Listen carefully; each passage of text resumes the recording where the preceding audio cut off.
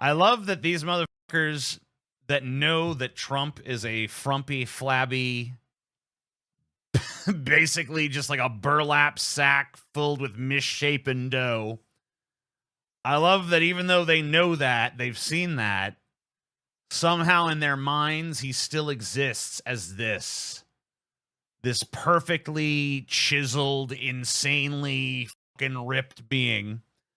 I love how they still kept his fat face, though. Like, somehow the only body fat that he has on his entire body is that fucking, that layer of blubber that fucking has consumed his neck. And, what is this eagle fucking holding, by the way? At first, I thought it was supposed to be some kind of gun, but the more I look at it, the more it just looks like fucking nonsense. Like, what is this?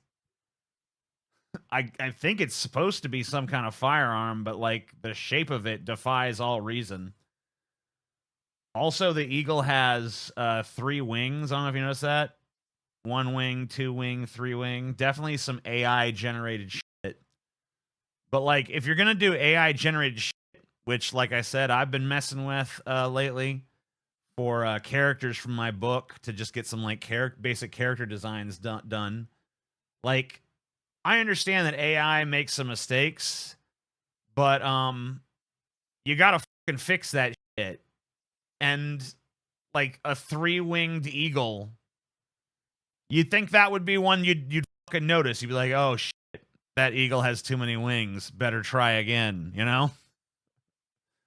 I also love the caption is "Cry more, bitch." Like, they're still trying to do this, like, the left are a bunch of snowflakes shit, as if they have not spent the last 4 years crying incessantly. Joe Biden's a communist. Trump won. Everyone knows Trump won.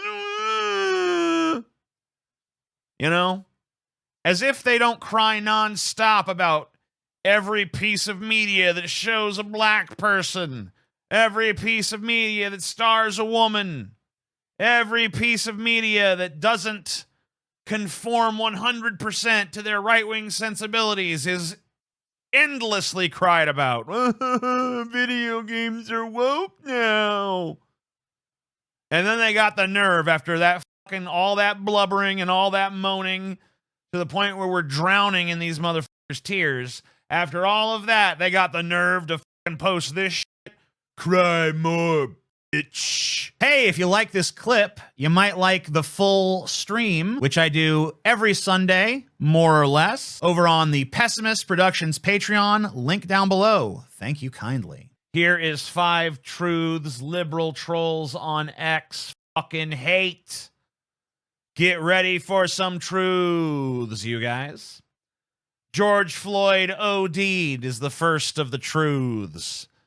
Well, actually, and this is because of a throwaway line in one of the autopsies, because George Floyd had 2 autopsies. There was a throwaway line in one of the autopsies that, if taken out of context, could lead you to believe George Floyd OD'd. But that was not the conclusion of that autopsy. The conclusion of the Hennepin County Medical Examiner's Office autopsy that was performed on June 3rd, 2020, concluded that Floyd had died of cardiopulmonary arrest, complicating law enforcement subdual, restraint, and neck compression, which basically means that he died of heart and lung failure due to the actions caused by the police, the way that the police restrained him. The second autopsy on George Floyd that was conducted by an independent medical examiner at the request of his family showed that Floyd had died of asphyxiation from sustained pressure. So basically, both of the autopsies performed on George Floyd conclude that he was killed by the actions of the police. This is the evidence that was presented in court, and it's why the cop that kneeled on George Floyd's neck for 9 minutes is currently in prison. Climate change is a hoax. I mean, if you're so stupid that you haven't noticed that it's getting hotter and hotter, if you're so stupid that you haven't noticed that we're constantly breaking the record for hottest year ever over and over again in our lifetimes, if you just think that's normal and nothing to be concerned about, go ahead and feel that way. But you're an imbecile. I mean, the oceans are toxicifying. The coral reefs are being bleached. Ocean temperatures are at historic levels. Arctic ice is melting. Snow-capped mountains are melting. It's pretty damned obvious that climate change is not a hoax. The evidence is literally all around you. And if you are so stupid that you refuse to look at it, then maybe you just don't need to be talking to anybody. Maybe you just need to go bury your head in the sand. Trump won 2020. Okay, well, then he's not eligible to run again, so find a different candidate then. Trump did not win in 2020, as evidenced by the fact that he's not president right now. Like, if Trump won in 2020, why is he not president? If the election was stolen, how come no court on the face of the earth, or no court in America anyway, is willing to back up that claim? I mean, Trump has brought his evidence before multiple courts across the country, and not one of them has found the evidence credible, and this is including judges that he himself appointed. Even Trump-appointed right-wing judges have looked at this evidence and said, no, this is trash. The only people who are convinced are people who are desperately emotionally invested in being convinced. Doesn't really seem like there's much there to me. Barack Obama was born in Kenya. This is... No, he wasn't.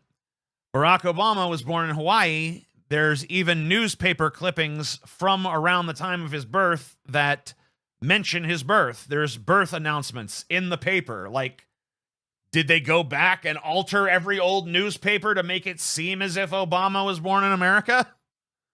Ridiculous.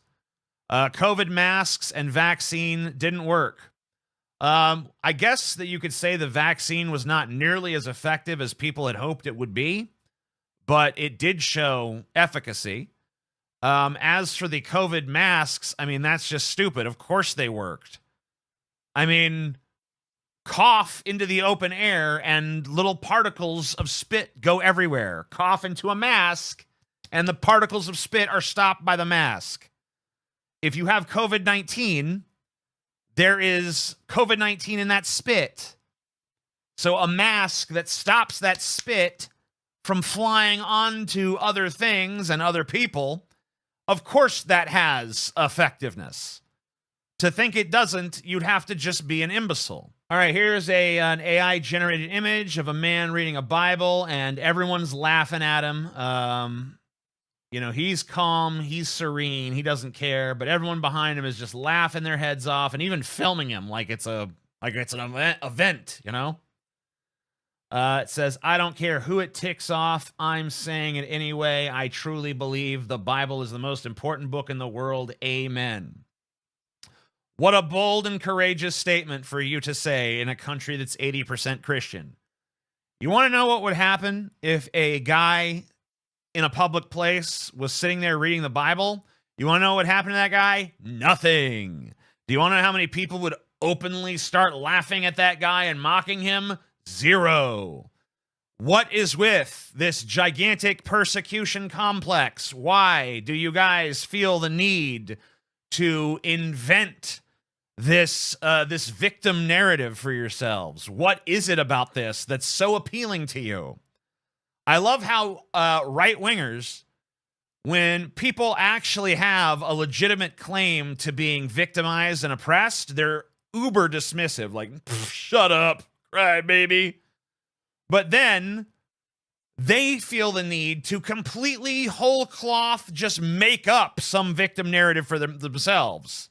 Like, you can't even read the Bible in public anymore without a bunch of people laughing at you. It's like, what?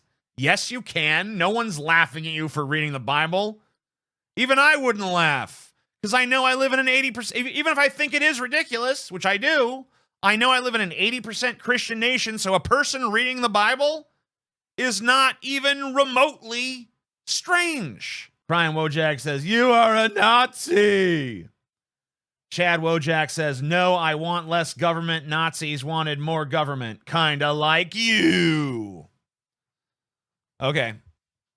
Was that all they wanted? Is that the defining character trait of the Nazis? I don't know why so many people, especially people on the right, feel the need to use this very reductive ideology when it comes to government. It's like they don't care about the qualities of the government at all, just the quantity of government. You know, I mean, more government, bad. Less government, good. That seems to be it. They don't care about, like, hey, this is a big government that helps people. This is a big government that provides a lot of, social services to its citizens. Versus a big government that's despotic and crushes people. They don't see a distinction between those two things. The only thing that they see is big government, bad. That's silly. Just because it's big doesn't mean it's bad. Just because it's small doesn't mean it's good. A small government full of despotic assholes is more authoritarian than a gigantic government that's nice to people and provides them, social services and socialized medicine and that kind of stuff. When I hear a friend blame inflation on corporate greed. Okay. Well, what else is it then? You tell me. What is inflation if not corporate greed? If inflation is a result of some sort of systemic thing that affects everyone across the entirety of the economy, then how come we see corporations thriving? How come we see giant big business people and entities making record-breaking profits year after year? Gigantic oceans of money, more and more for them. Stock market, up, up, up, up, up. Big business is doing well. They're making record profits. So how can it be, if this inflation is just organic inflation that affects the entirety of the economy, then everyone should be in the shit right now. But it's not that way. Consumers are in the shit. Consumers are paying way more for goods right at the time when corporations are making record-breaking profits, more and more of them. And it seems every year they're breaking the records. Doesn't that just tell us that what's going on here is we're being fucking gouged? Isn't this really just greedflation? So if you have a counter argument, Homer, let me know.